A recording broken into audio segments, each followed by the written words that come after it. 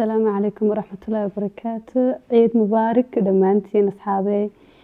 maanta waa keligay lama joogan Suuban iyo Raxma. Suuban waxay ku maqan tahay Booramayd marka laba Booramay gashaa jaamacadana dhigataa. Raxmina maanta way ciid tagtay. Marka waxa igu soo dhacsaday maskax inaan ka faa'iideysto waxaanan ku sameynaynaa prank Suuban. Aniga Raxmaan isla ognahay laakiin maanta doorkii iga socotay. Marka aniga dhameystiray hawsha Suuban baan ku sameynaynaa prank. وانا دي sheegi doonaa wuxuu ku saabsan yahay laakiin inta wixii ka horeysa aad baad u mahadsantiin sidii aad noogu soo qorteen videogayga ugu horeysay commentiga quruxda badan leh ee noo soo dhaweyseen maxay ahayd inta in ka badan inaan ka sii balaadhano ayaan jecelnahay marka videoga noo saara subscribe like commentigana noo soo dira aad baad mahadsantiin marka waxa weeyaan Suuban waa naag telefoonada aad u jecel marka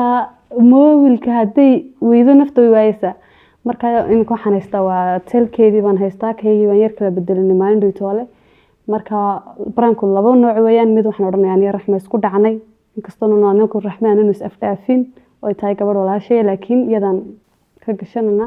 mobilkana uu kala jooban kornay anagu islaynana marka bal waxay tiraadaan eegana waan noocana waa fariin caafimaad oo ku saabsan fayraska corona si joogto ah ugu faraxalo biyo iyo saabuun joojiye gacan qaadka iskuna salaama assalaamu calaykum marka aad qufacayso ama hindhisayso dabool afkaaga iyo sankaaga haddaad leedahay xumad qufac iyo madax xanuun neefsiguna ku dhibayo la xidhiidh lambarka heeganka caafimaadka ee 988 ha booqanina qofka cudurkan u buka haddaad ku aragto qufac iyo xumad yar joog gurigaaga qoyskana ha dhex gelin hana booqanin meelaha la isugu yimaado haddaad ogaato qof Hello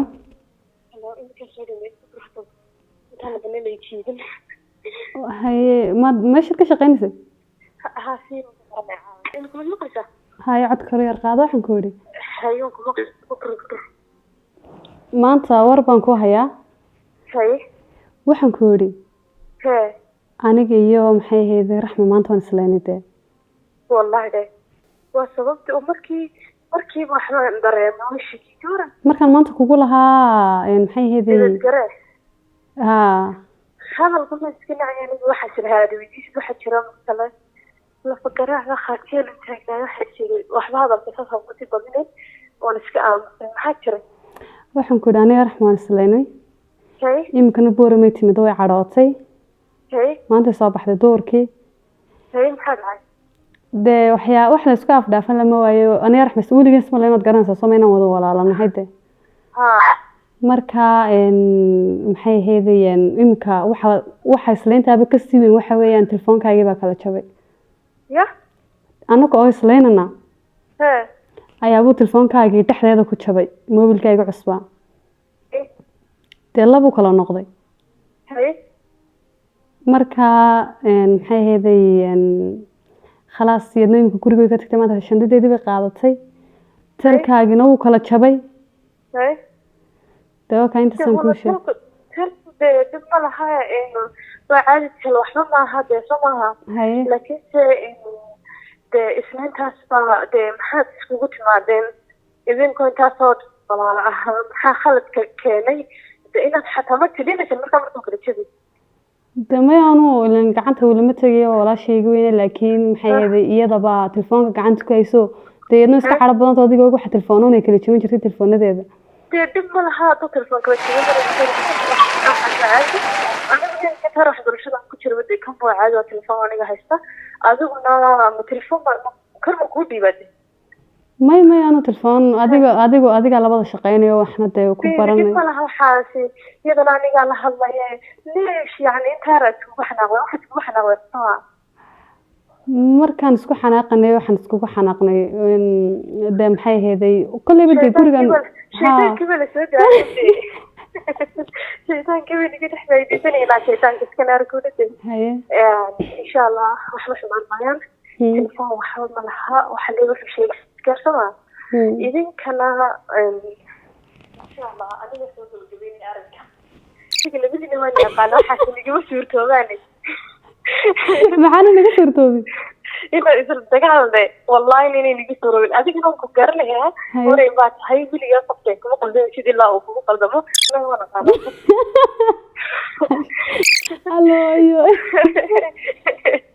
الله باي شو قرنها لا والله عاود واحد مودي إنه بحكي لي شيء كل شيء بس النبي دي أنا شو تاني تقدر كيف أنا يقول لي دي بحسن تاني شو تاني طيب waxaan ku dhahay